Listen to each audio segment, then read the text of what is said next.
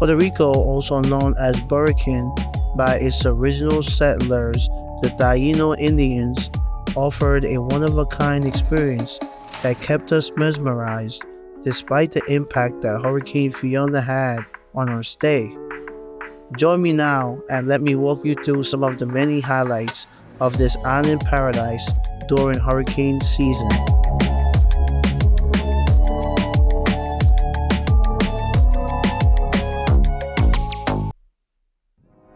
After arriving in Puerto Rico, we made our way to the ferry terminal at Ceiba to catch the next shuttle to Vieques.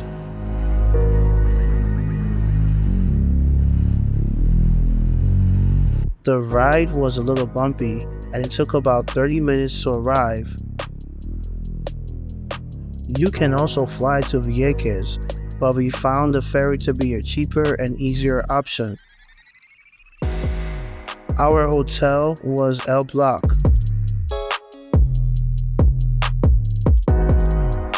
El Block is a modern hotel made of reinforced concrete. There's a gift shop in the main lobby for all you souvenir lovers.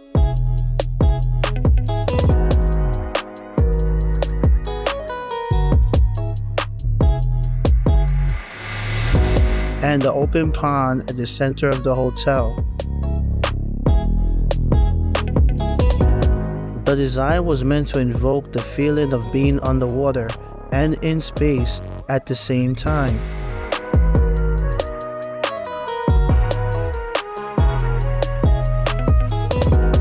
This hotel was easy on the eyes and definitely worth to stay. You'll see free roaming horses all over Vieques. These horses, also known as Spanish Mustangs, are descendants of the domestic horses brought to the island by Spanish colonizers in the mid-1800s. Today they roam freely across the island, creating a majestic sight for both locals and visitors alike.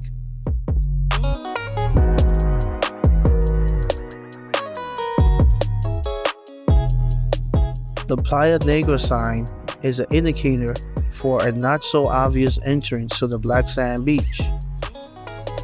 After going down the steps, expect to do a light 15-minute hike to the beach. No need to rush though, because there's so much to experience on this path. We made a lot of friends on our way. One of them was this friendly hermit crab.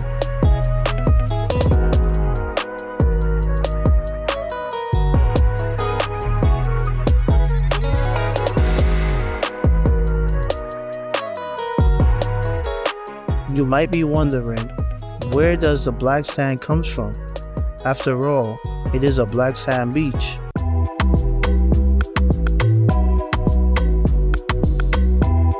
Well, when it rains, black sand runs off Vieques' highest peak at volcanic area called Monte Parada.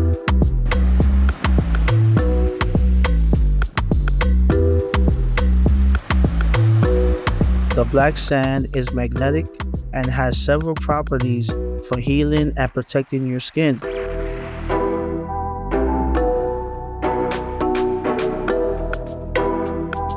This beautiful beach is a hidden gem that must be added to your bucket list. We enjoyed every second of it.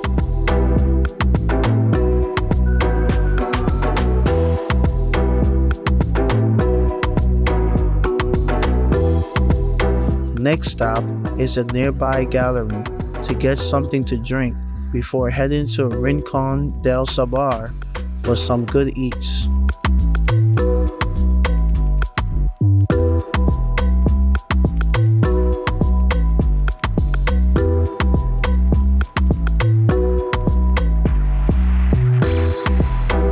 Afterwards, we made our way back to the hotel to prepare for our Mosquito Bay tour.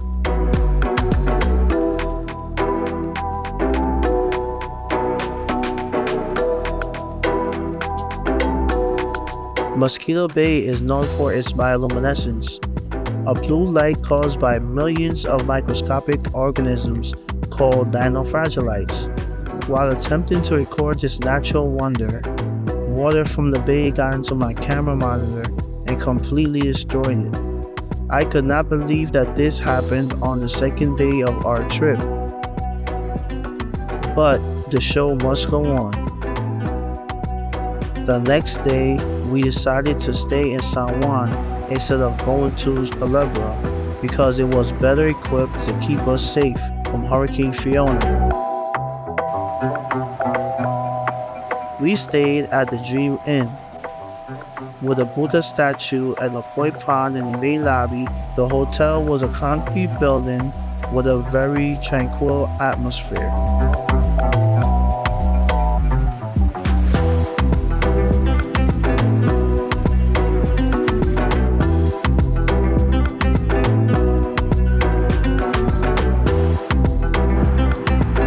Then headed to El Boricua in Piñones for empanadas. This place is known for its delicious local cuisine and offers a variety of authentic Puerto Rican dishes that will satisfy your taste buds and leave you wanting more.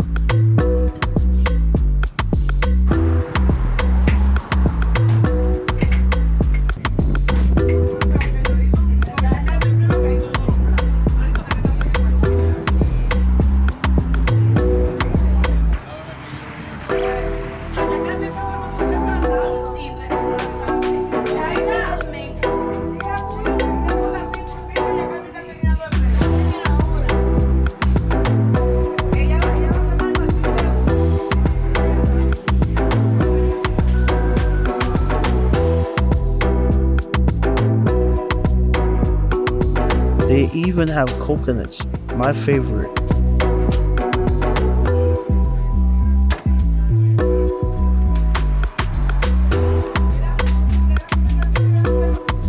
After filling our stomachs, we decided to stop by the water to see how Fiona was doing.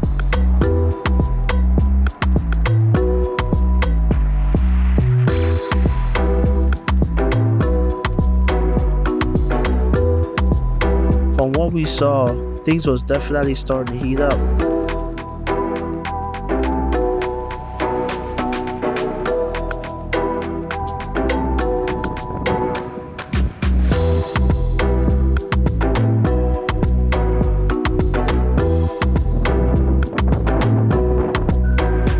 We then headed to Pueblo supermarket to stack up on some well-needed essentials to ride out the storm.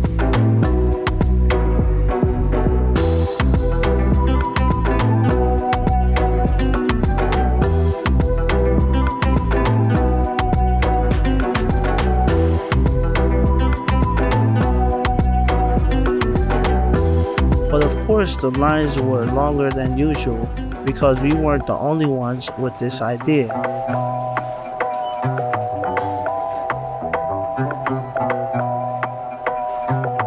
We went to Metropole for dinner afterwards.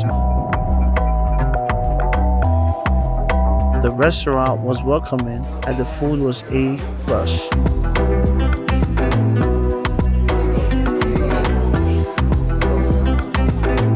Now back to the hotel to rest up for Old San Juan in the morning.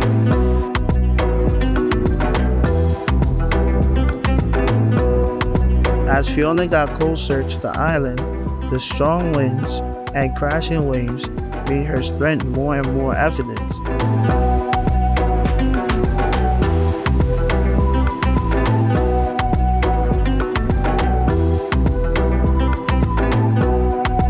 On our way to Old San Juan, we passed through La Pela.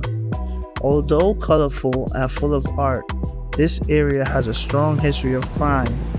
Nonetheless, its residents respect tourists and is not known to cause them harm. Well, except this turkey. This turkey was ready to attack anyone that got in its way.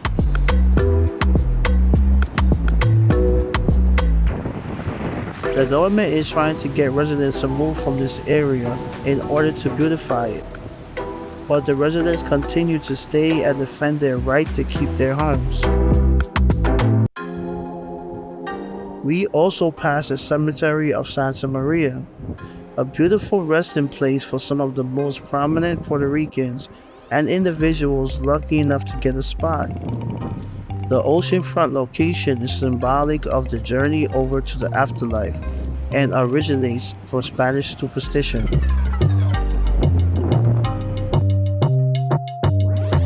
Old San Juan is the most visited place in Puerto Rico. Locals and visitors come together to experience the history, culture, and energy that this area is known for. The heat triggered a need for paraguas, so we had to stop and get some from the nearest stand we found.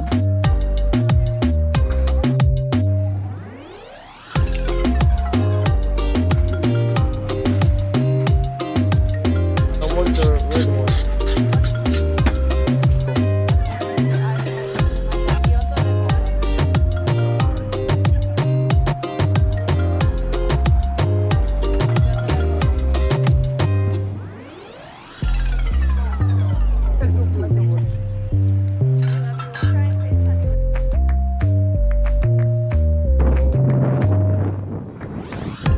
This beautiful cathedral was built in 1540 and is the final resting place for Spanish explorer Juan Ponce de Leon, the first governor of Puerto Rico, as well as a mummified Saint Pio, a Roman martyr killed for his faith.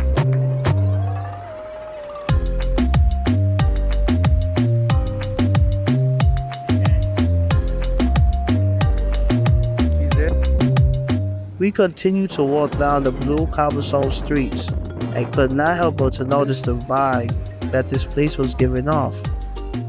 Everything from the colorful buildings and the people we passed on the street was a part of the experience that this area had to offer.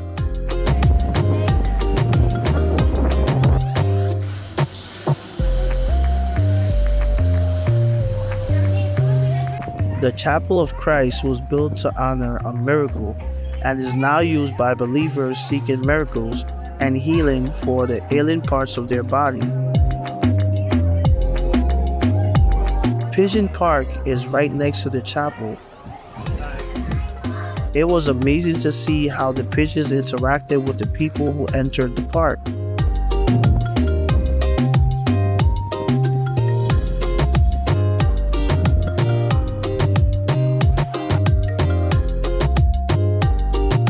We then made our way to the fountain and Plaza de Armas.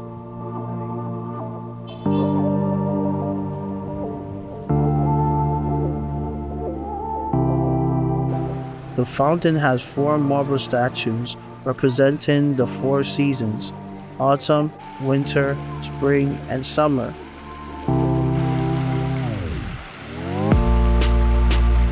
Umbrella Street is one of the oldest streets in San Juan. The umbrella canopy was removed due to the imminent arrival of Fiona.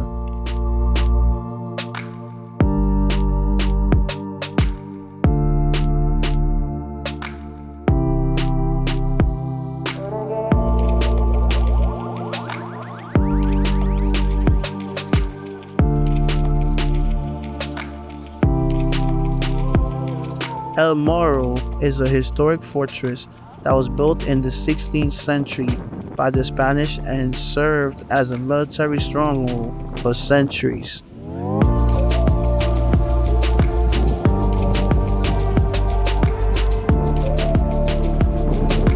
Today, it's a popular tourist attraction that offers stunning views of the Atlantic Ocean and the surrounding landscapes.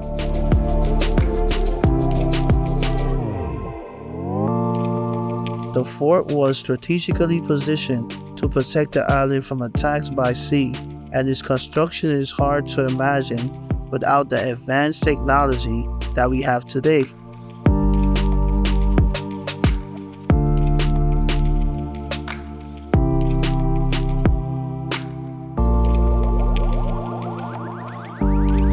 Overall, El Morro is a must-see attraction for anyone visiting Puerto Rico.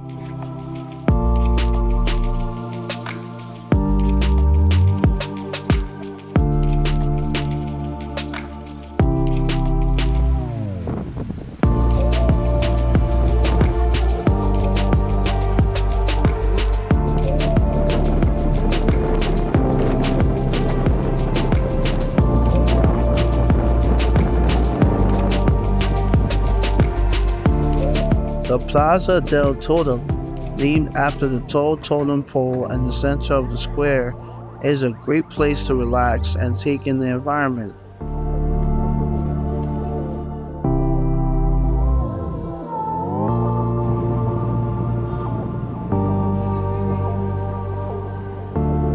The restaurant Borrachina is known to be the birthplace of the pina colada, which was invented in 1963. We sat at the outdoor seating area that was surrounded by lush greenery and colorful flowers, which gave it a tropical feel.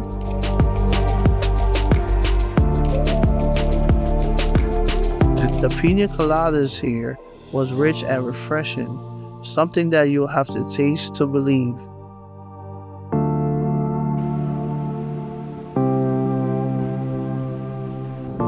After drinks, we headed to Escambron for a quick swim before the storm.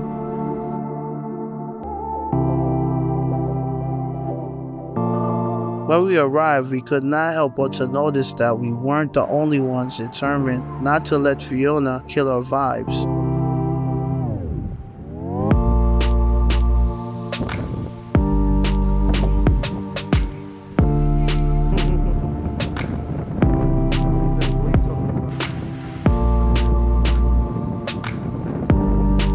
At this point, the dark clouds and rough waves was a clear indication that Fiona was a short distance away.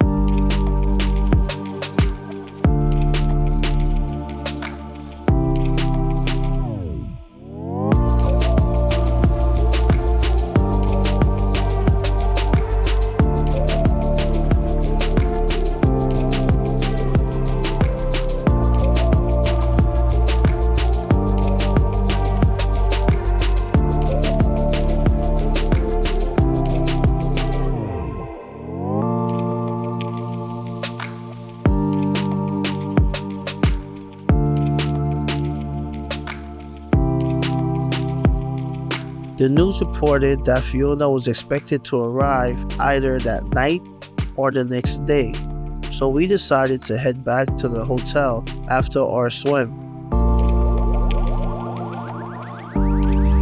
The next day came and Fiona was still at sea. We were scheduled to fly back to New York later that evening, so we decided to cancel our flight after receiving confirmation that Fiona was expected to arrive around the same time as our departure.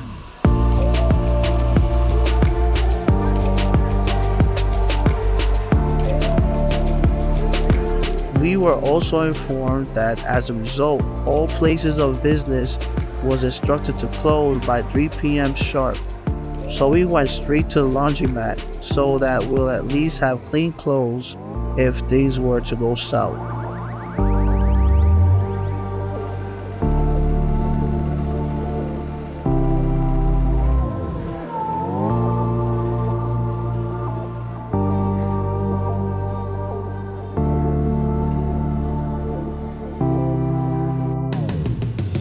After returning to our room, we read a letter from the hotel's management that highlighted the building's emergency resources. Then we sat and watched the storm.